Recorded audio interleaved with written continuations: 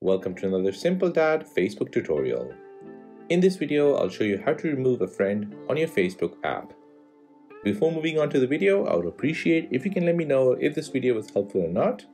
You can do this by hitting the thumbs up button or the thumbs down button. So to remove a friend, first open up your Facebook app.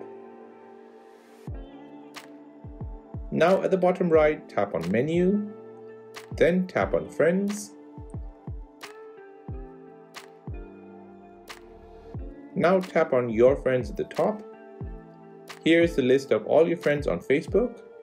To remove a friend from your Facebook account, tap on the three dots at the right, then tap on Unfriend the friend's name. Unfortunately, there is no way to remove multiple friends at once, and if a third-party app says it can do it, stay well away from it, as this can block or lock your Facebook account.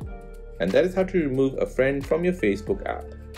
If this video gave you any value, then please subscribe to see more videos like this. If you have any other questions, then please do let me know in the comment section down below. Thanks for watching and see you in the next one.